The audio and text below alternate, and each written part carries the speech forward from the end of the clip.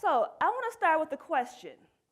Have you ever stopped to think about all the damage and trauma that you caused your body, right, and yourself over the years?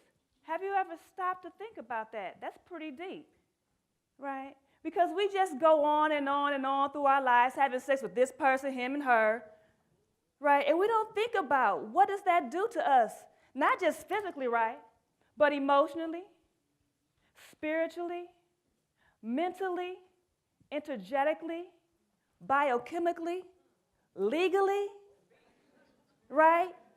Financially, institutionally. Sex are all these things. And I need for us to start thinking beyond the physical, because that's the obvious, that's the thing that we all get, right? But these dimensions of sexuality are so important because they impact our lives on a daily basis. And so I want to ask you this question, right? If your vagina could talk, what would it say?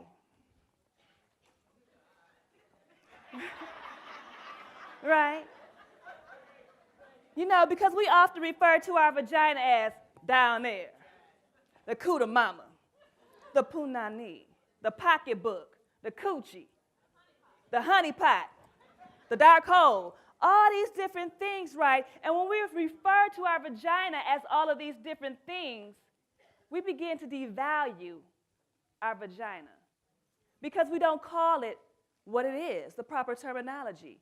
And when we devalue our body parts, we detach ourselves from them.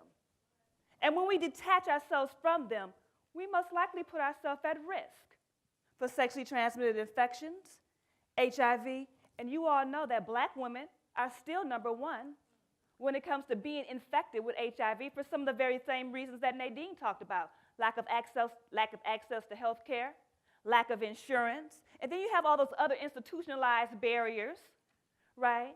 So it's so important that we begin to value ourselves, value our body, because when we love ourselves, we're less likely to do things like have the one-night stand and then wonder why he or she didn't call us back that next morning. Now we all in our feelings. But if we would begin to value ourselves and made a different choice, we wouldn't have put ourselves in harm's way.